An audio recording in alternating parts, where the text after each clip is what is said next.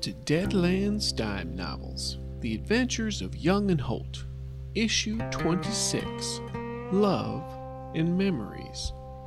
I'm your narrator, Ernest Wick, intrepid reporter for the Tombstone Epitaph. In this issue, Young, Holt, and Regina get settled in Deadwood and begin to learn what's going on in the town, as well as what's going on with themselves.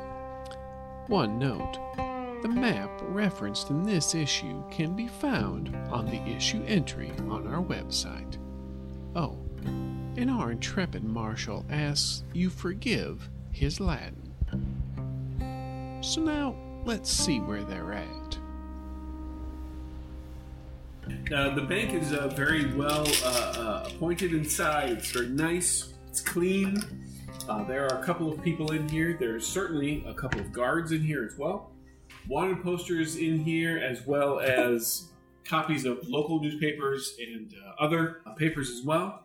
I'll check the wanted posters and see if the brother is up on the board. The one that I saw on the board in Fargo that I recognized from the Giants. Oh, one of Blanco's. One of Blanco's men. Guards. Yes.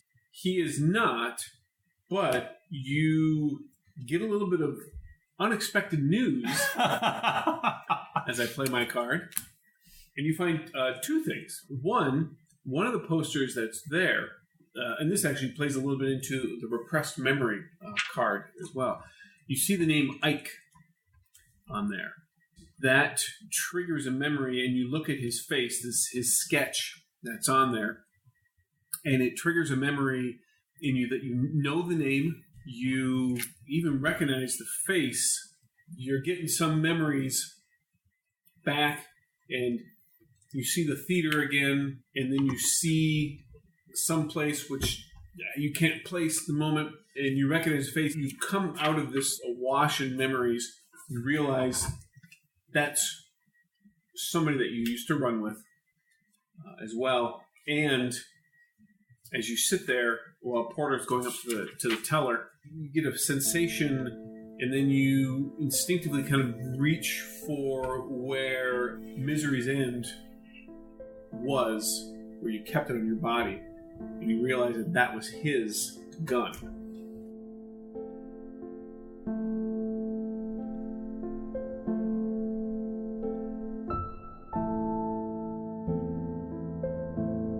Porter, you walk up to the teller. I'm assuming you walk up to the teller. I do indeed. Ah, good morning, sir. Good morning. It's going to be another hot one today, I think. Oh, absolutely. It's summertime. It's what to expect out here. Yes. What can I do for you?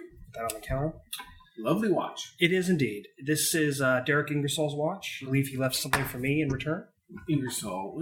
One moment. He goes off to the side and he starts rifling through a little like card catalog type thing.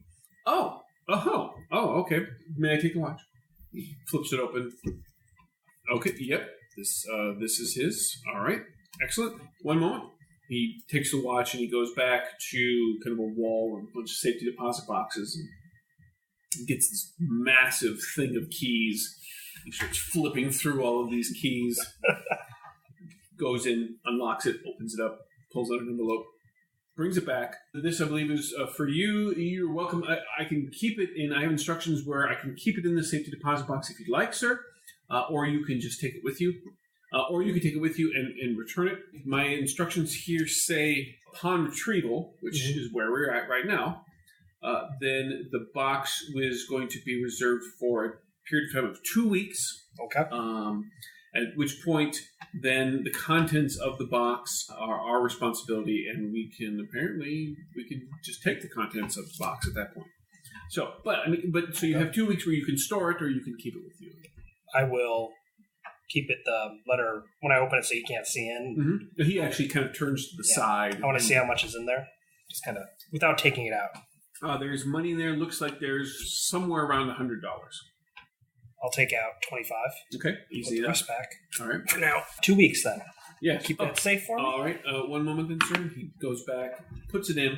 When he comes back over, he hands you a separate key. This is your key. All right. So all you need to do is just simply come in here, say you need to get the safety deposit box, hand me the key, and we'll take care of it from there. Sounds great. Excellent. Is there anything else I can help you with today? Well, I think we're okay. Okay. Ready to go? Yeah. Pulling the sheet down? Yeah. Okay. Folding it up, putting it in my vest pocket. The security guard says, "You dead? Or you bounty?" He might be dead. All right. Head on out. This next is lodging. And then we can sit down and talk about what we're doing.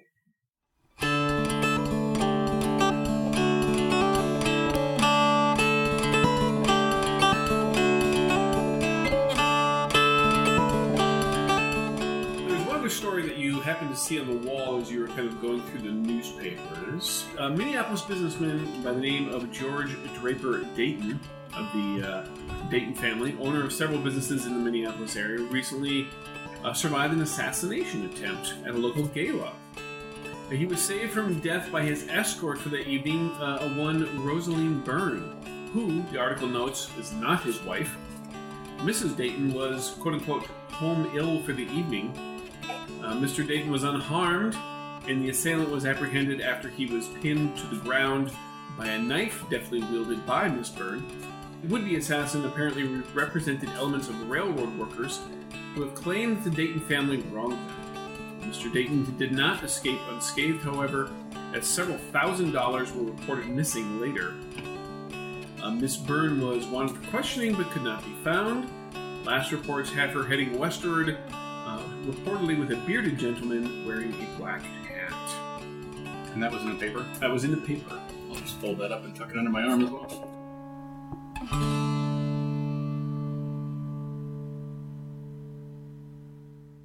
So as you leave the bank, Deadwood now in the morning has kind of gotten into full swing. The streets are quite crowded at this point in time. There's horses, wagons going up and down. People are walking all over the place, crossing the streets here and there. The preacher that you saw who was setting things up earlier has now taken to standing on top of this large crate. And he is preaching about the evils of ghost rock. To not be taken in by the snares and wonders of everything that you hear about the new science. Talks about how these devices are created with means that might be considered to be, maybe are, infernal.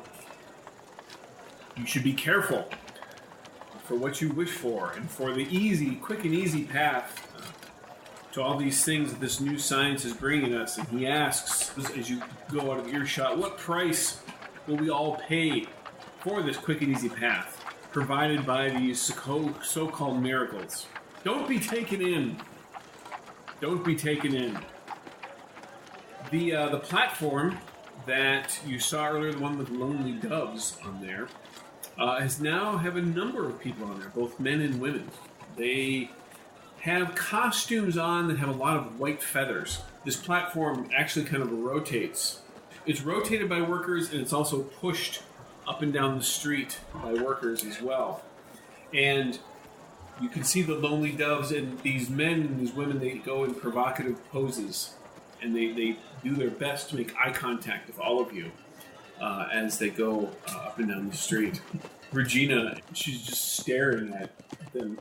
Because either the dudes on there are very ripped, and the women on there, they're very beautiful, and their hair is quite large and poofy. And anytime the platform comes near the preacher, his topic changes to also watching out for sins of the flesh as well. They're open now, these little pop-up stores selling mining supplies. Some are selling weapons and ammunition. There are signs, and they're hawking, and they're talking about protecting yourselves from the predations of the Sioux. Don't be caught unawares when you go out. Work your claim. Some are even saying, now is the time. You're going to need. They're looking at you, Porter, because you clearly don't have any weapons on you. Now is the time to arm, friend. You need to weapon up. We've got this giant killer running around at night, killing people. You could be next. Somebody like you looks like you stay up late. You want to live to see tomorrow. That part is true. And he's like holding two, pistols, and he's flipping the cylinder back in. These are fine quality weapons. No, where are you going? Don't stop. Come back. The last thing you see that kind of catches your attention, so you can kind of hear it. It's coming down a side street, and there's this rhythmic thumping of this big drum. It's going in a pattern. And then there's some chanting that goes along with it. And there's this group of women holding a sign. Well, they're holding several signs. Some might say, like, Demon Whiskey. Others says Beelzebub, that kind of thing. But then there's two of them that are kind of holding a banner in front, and it's Sisters of the Spirits. And as they go down the streets, their chant is, whether beer, whiskey, gin, or rum, the spirits will consume you. As the devil he comes, take your money, your body, and your soul. Stay on the right path. Be not the fool. And they just continue to repeat that as they go through. And you can see there's a number of drunks and other people. And they make sure to say it even louder as they go past these drunks. That reminds me. I need a drink. It's just a flurry of activity and other things as all this is happening. Biggest town we've been to. Yep. It is, actually. It is. Where would you like to go? So have you heard about any place to stay? Yep. Even heard about a saloon. No. The Bell Union. Bell Union. All right. I think we passed that on our way in. You did. It was one of the first. You had the Bell Union and the gym. Yeah, they were right at the entrance to town when you came in. I guess we'll head up that way, get ourselves secure, and then maybe talk about what we're going to do. At this point, most of our gear is a delivery for me. Get a place and then move everything. And do you want to? We can. As long as we do it before sundown. We have to do it before sundown. Why are you so adamant about this? This guy, dog with a bone. All right, well, that's why we're getting our place to stay early. Yeah, let's go to the Bell Union then. As you are walking past Wall Street, you notice one last interesting thing. I mean, all of it's really kind of interesting, and just because it's so much of this you haven't seen. There is a group of women who they're just standing at the corner, and they're holding a sign, cloth sign around them. So they're standing in like a half circle. And it's a little difficult to read the sign because it's a little crinkly, and it's also in a half circle. But it is, it says, saved from sins of the flesh, restaurata castitate, I believe is how it's pronounced. They're just standing there, and that's all. They're dressed very nicely, very plainly. There's no uniform amongst them, but they're dressed in this way. Joshua, one of the women in the group, she's kind of in the middle back. You make eye contact with her, and there is a recognition there. You recognize her. You can't think of her name, but you recognize her. And not only that, she recognizes you. You can see it very plainly on her face. She sees you, you make the eye contact as you just normally do, and then there is a bit of, she had a very plain expression, and then her face slowly kind of crinkles a bit in recognition, or more of a curious expression. Then there's the recognition, and then it turns into an expression of anger in a certain way. And you all continue going, but she looks at you, as you're crossing that street. That whole exchange kind of goes. I'll be making solid eye contact with her as we're walking by, head turning, brow furrowed, like, where do I know her from? Because this is the third incident that Joshua's had of, this isn't right. This is. Something wrong? I think I know her. I don't know where from. Which one? Third one back on the right. Oh. Well, if you knew her, You must have known her before she became pure, because that's Latin. Regina points to the Ristorita, whatever that says. It's, oh boy. Okay, hold on. Purity restored. That's what that means. Where'd you learn that? I picked it up here and there. I don't know that much of it. I remember that phrase. Somebody used that phrase on me one time. That's a different story. Anyway, I don't think you're gonna find any company with them, though. If that's what you're looking for. I'll just kind of do a quick look at Regina, kind of. Like, what? No. Why don't you two go ahead? I'll catch up. All right. I guess you can catch up. Let's hope. Let's go get a room then. 2 rooms. 3 rooms? 2 rooms? 3 rooms? Well, I would imagine that two of you will probably be staying in the room, or it doesn't have to be. Let's go get the rooms. Okay, let's just go get the rooms. That's probably a good idea. You walk into the Belly Union, and there's like the saloon area, and then past that there's a stage for performances, got curtains and everything. And then up above, it goes up into a balcony, and then you can see that's where the various rooms are. It's not too bad in here. It doesn't have a lot of like the little finery and curlicues and all of the architecture, but there are some areas where it has that. There are some areas where it's still pretty plain. There's a few souls walking around in here right now. Some are just finishing up breakfast. Others started their early morning drinking. And then you see a number of women who are getting ready to do their normal daily prostitution runs, but they still haven't quite engaged yet because there's only a handful of people in here. And there's gentlemen behind the bar, of course. And somebody's mopping over in the corner. Let's make a spirit check before we... How brave is he going to be? Not brave enough, unfortunately. Looks like it's going to be 3 rooms.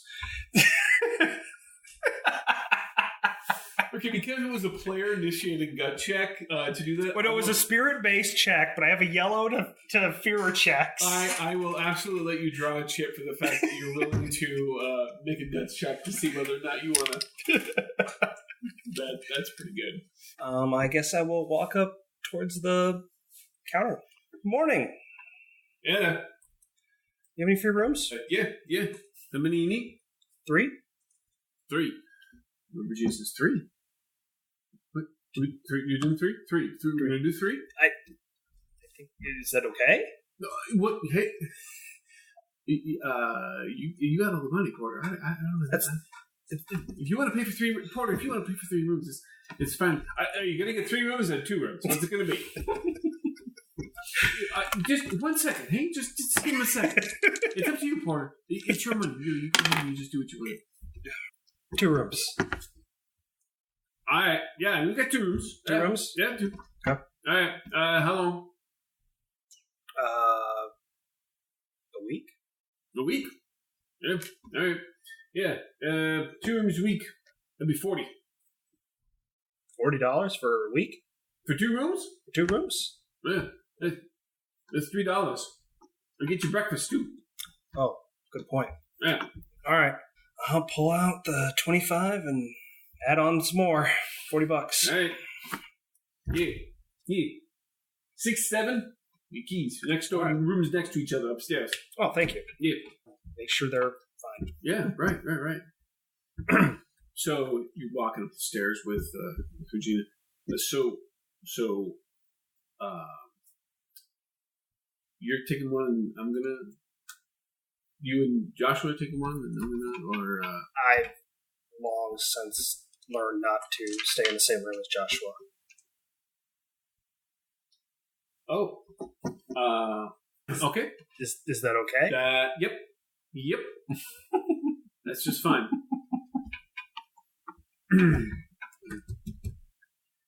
It doesn't seem okay. No. It's totally fine. It's no, I'm good with that. You know, actually, it's funny. You play my hilarious memory card. You're walking up there, and she changes the subject and begins to talk about a time when all of you, when you were all running and hopping together, train hopping together, when you all were basically stuck inside this small portion of a cargo car. Yeah. And like you all had to like fit into this large crate there was a bunch of other like dry goods and stuff in there. And you talk about the fact, that when the bag of oats got cut open inadvertently and the oats just got everywhere and you had all these various hijinks in there. And the two of you, as you're going in the room and you're recounting the tale and you're remembering bits and pieces about it, you're laughing about the whole thing. You get done talking about it, it kind of has erased all the unease that you both had when you were discussing the number of rooms, and you get done and you kind of laugh, and then there's that silence. And so she says, "Yeah, no, this one looks good. Did you want to check the other one?"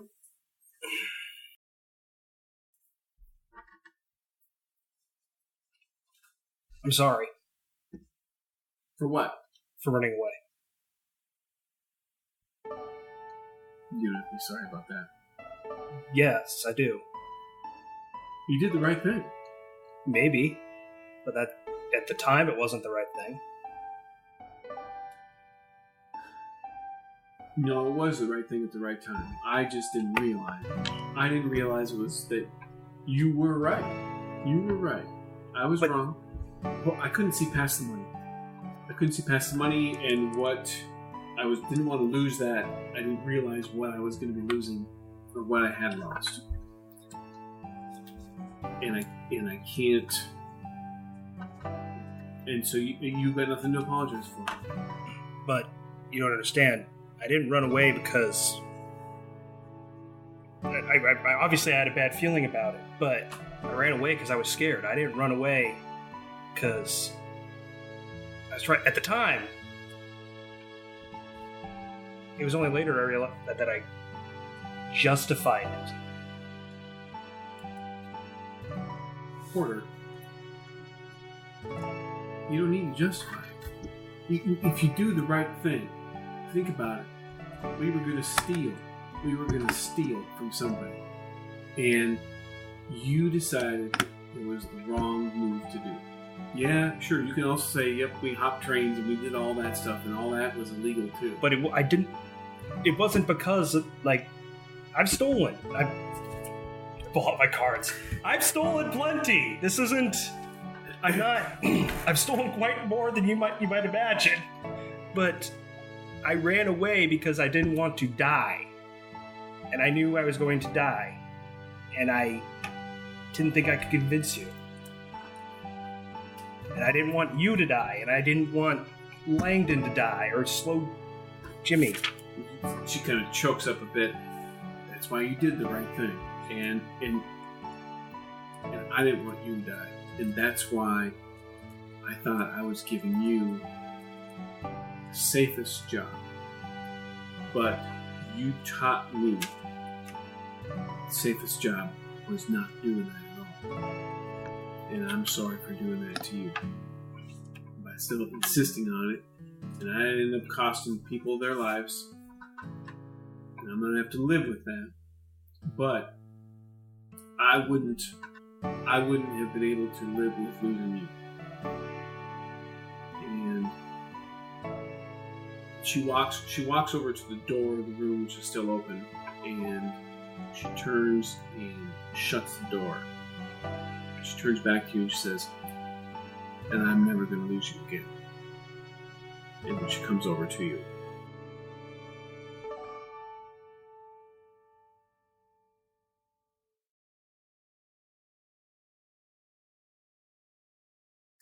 Joshua. I don't think we'll be passing on the street. Oh, well, not for a while. You're only going to be preoccupied for about 2 minutes. That's right. That sounds about right. Oh, don't you have a spell for that? What? No, sorry. Deflection?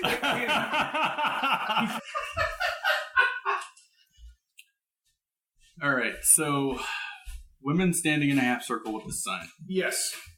And they're not really saying anything, they're just standing there? They're just standing there. And a group of 12-ish? It looks like there's about a dozen or so. Okay. I'll approach and kind of look at them all, but let my eyes settle on the one that showed that she recognized me. They will make eye contact with you. Some don't. Some purposely look past you. But you make eye contact with the one, again, who recognizes you, and she looks and she says, "We're not for sale." Well, not what I intended here. Pardon me for any false impressions that you had by me walking over, but saw the sign, didn't quite knew what it meant, so I was wondering if any one of you'd be able to enlighten me. She continues to speak. "Mister, this is the sorority of purity restored. These are women who have been abused by the sins of the flesh, taken advantage of by other individuals, and have been saved from that path. We are here as a testament and a testimony that there is something better than what you might find," and she gestures towards where the gem and the Bell Union are. "Other places here in the city. So, like I said, not for sale. And if you want to feel like you can do right by us, don't partake in any of that." Joshua will also just kind of stare, trying to search his memories on where he's, potentially seen this person before. Okay. And it'll log into that little bit of awkward silence, and he will catch himself. Rightly so. Again, sorry for any misunderstandings. Just wanted to understand what was going on here. That's what's going on. There was some confusion that I couldn't quite wrap my brain around. Well, sometimes the trail, or do you have your bottle in your hand by chance? No. Okay. Sometimes the trail or hard life that people live, too much drink, who knows, can cause a little bit of confusion, a little bit of misunderstanding, a little bit of miscommunication. Well, that may be so. People do change. Glad to see your lives have taken a change for the better. Well, it would be nice if people could change. Sometimes it's a little hard to believe things might change. For some. Some people, you see her eyes go directly to your guns. Some people can't turn away from the things that cause them to bring harm, suffering to others. Sometimes an act of violence is an act of blessing. Say that. We assume when you say those words, you see a tear. Her face kind of stiffens a little bit. You see a tear go down one of her cheeks. If you say so.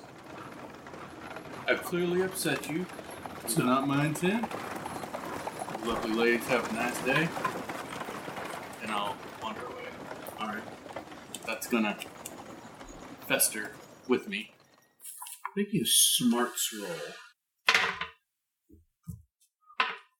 7. First of all, that was a really well play of that card. I will let you draw a chip for that. Second, the 7, as you walk away, you say you're searching your mind, searching your memories, and you come up with an image. A memory flashes in your mind. It's brief, and there is, you find yourself laying down. You're in a laying position. There are 3 faces that are easily visible. One is, and it's clear, and then it fades in a little bit of a whiskey-induced buzz. It's Abigail's face. Behind her and over Abigail's shoulder is an older Indian woman. And then down, like in the corner, is a younger face. It's almost back a little bit. And that looks like a younger version of the woman that you just had the exchange with. And then in the background, somewhere, there's like shapes of other individuals. Can't make them out, but they're bigger in the sense that they might be men, maybe. Okay. They're just a little bit broader shouldered. I'll stop with that flash, and I'll turn back around. I'm sorry, ma'am. I didn't catch your name. Really? Well, that's because I didn't give it to you. Penelope. Well, Penelope, you have a nice day. Thank you. So I'll kind of say that through gritted teeth. She says, thank you, and she wipes that tear away from her cheek.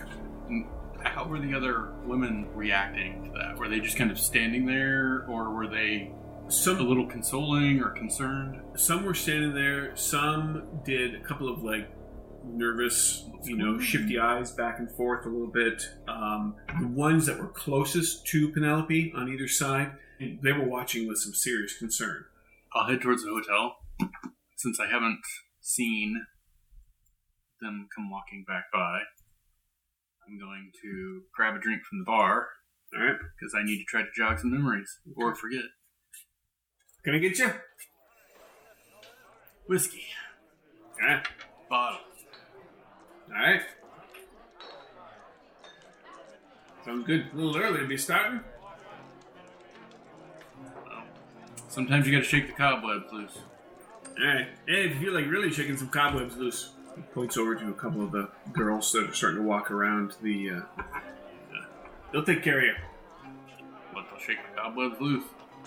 And I'll kind of chuckle at the guy as I'm pulling off the whiskey bottle. Yeah, he slides it left. Whatever you want to call it.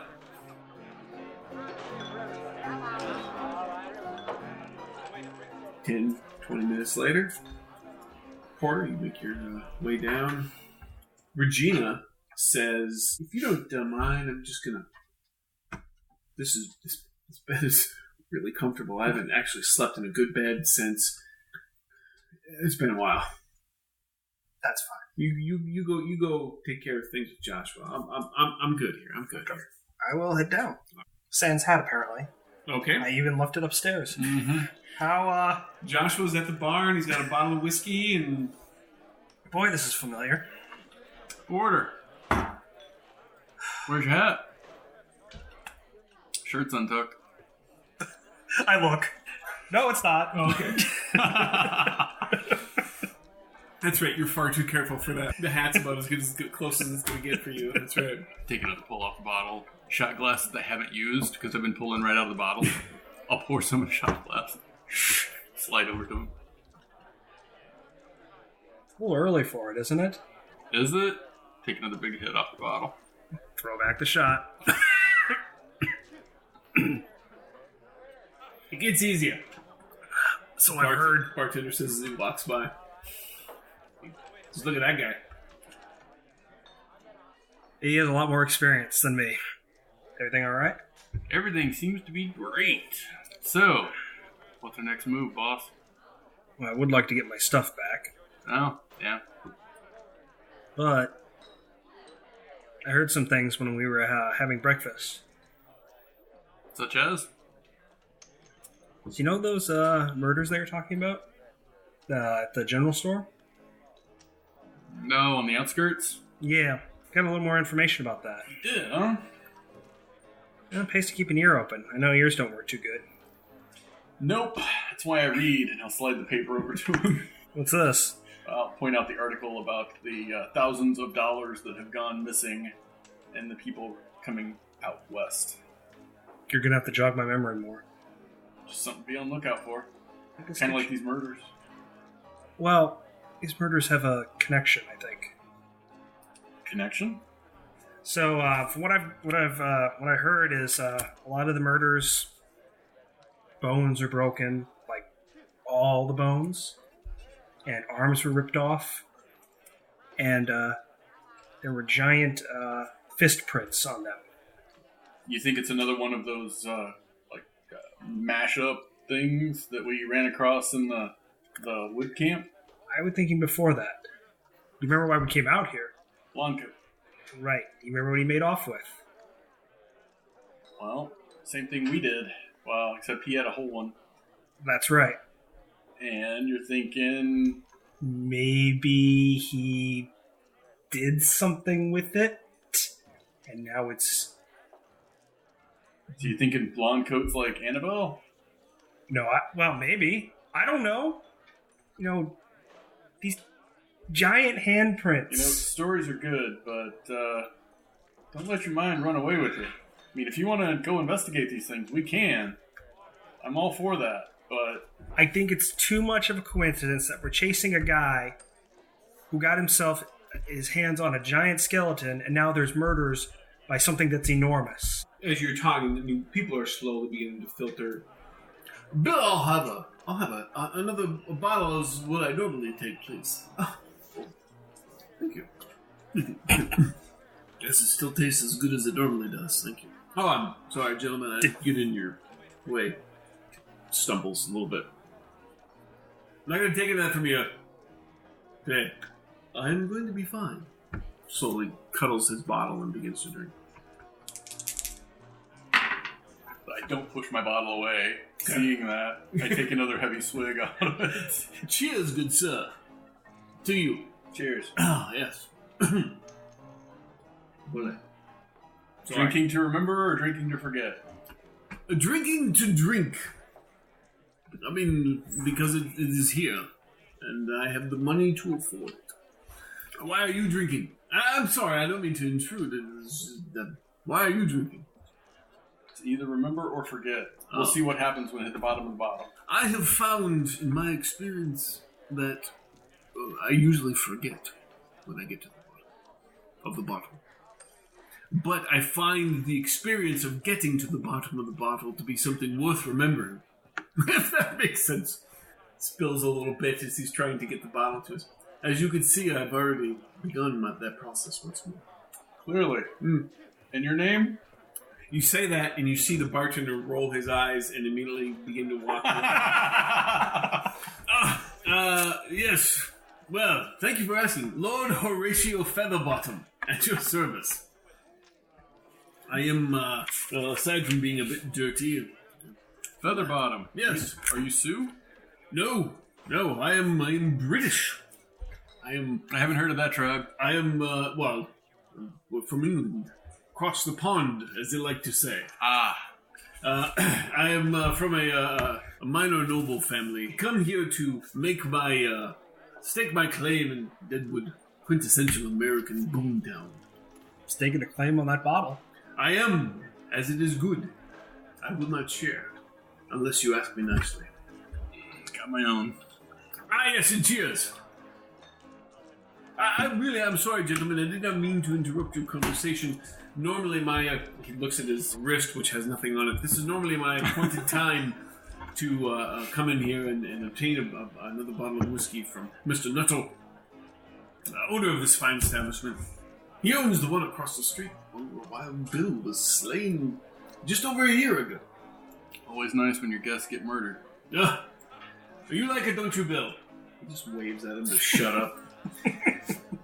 He charges to see the spot where Wild Bill was killed. So I've heard. Yes. $1. $1. $1 American dollar. As opposed to the British pound, which is seems heavy. Noble currency. Yes, it's heavy. Yes, I get the joke that you make there. Please continue. What were we talking about? How long have you been here? I have been here in Deadwood, but these... lost count. I want to say at least 9 months. I've been here quite some time. I have won and lost a fortune in Ghost Rock. I have won and lost a fortune in cards. And now I'm spending most of that fortune on this, apparently. But yes. Taking in all that life has to offer. Yes. Next you will be off gallivanting with the 6-gun. I'm sure I will be. Yes, going down and... being a gunslinger, shootouts in towns, duels at high noon, and whatnot. I'm gonna lean back and see if he's armed at all. He is not. He has an empty holster, though. Won't be shooting too much like that. Oh, blast! I seem to have lost my gun. It's probably out in the street. I'll be right back. He staggers off, turns around, goes back, grabs his bottle, staggers a little bit more, stops, comes back. Would you just mind watching this just for a moment? I'm going to go out and find my gun. I'm pretty sure I left it in the alley back there. That's where I slept last. But that's not important. I'll be right back. He wanders off. Still feel like drinking? It's not working. I think I got spoiled for the top shelf stuff from Marshall. That's your own fault. Any licorice cravings lately? I should take another shot.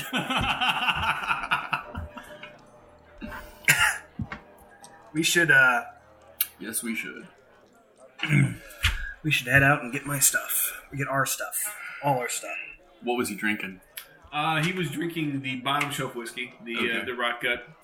I'll take what's left of mine. Okay. Pour it into his bottle. He won't notice. No.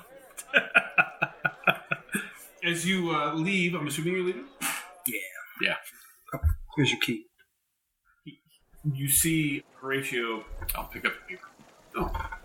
Horatio comes stumbling in as you are stumbling out. He's fumbling with this mud-encrusted pistol. Oh, gentlemen, are you leaving so soon? Sorry about your bottle. Oh. It seems to have expanded. Ah. Pokes you in the shoulder. I see what you mean. Well, thank you. Be careful out there. It's dangerous times. Tries putting his gun in his... A bit too much dirt on this. I best get to my bottle, and you gentlemen are going to go where you're going to go. After you. If you come across another Ghost Rock fortune, you should get a partner. I have one, he shouts after you. It's sitting on the bar right now. And I'm going to go attend to her. Don't kill her off. No. Slow and easy. I like the yes. You hear him like stumble step. You can hear his boots hitting the wood floor as you walk away.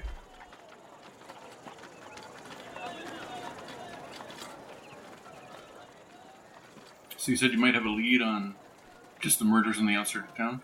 The only thing I could think that matches, we could put out feelers for finding a guy in a blonde coat.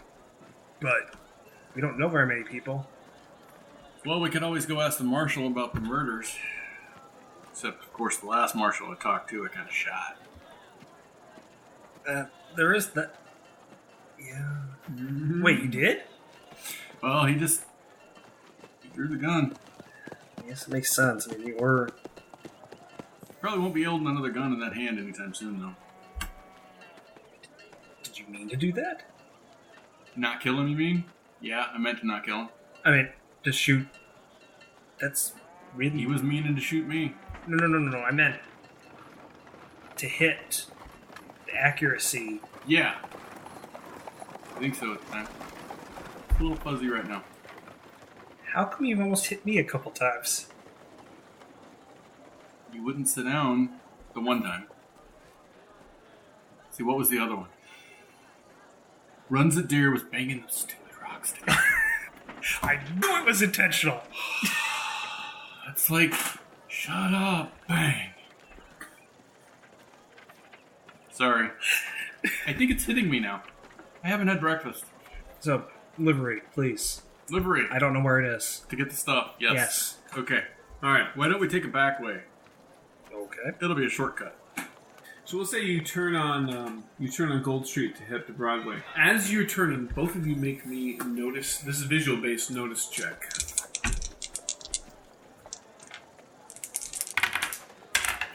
9 minus 1 is 8. 8. So you turn up Gold Street. Porter says, "I'm not walking alone." And you're like, yeah, okay, we'll go this way. Turn up Gold Street, and again, these streets are they're packed with people. It's just filled. And you're turning, Joshua, you turn and look further down Main Street. There's a number of people moving around here and there. There's a slight break in the crowd, and you see two individuals. as people are milling back and forth. One is a larger man, long duster, looks exactly like the wanted poster that he just pulled down out of the bank. Directly in front of him, as in the sense that they are walking together, is another gentleman in a long white coat that is dirty, and he has blonde hair that is very kind of pulled back tightly, and he has a pair of goggles that sits resting on his forehead. You can see in his hand he's holding a pair of dominoes, and you can see that he's just nervously clicking them together. And then people fill in, and you lose sight of him. No, I would stop. You would stop at that point? I would stop at that point. Okay, and good. I would grab Porter. I mean, like, Porter. What? Bound blunt. Really? And I'll, like, point over into the sea of people. And I'm like, he's... swear he was just there. And that sumbitch Ike, too. Who's Ike?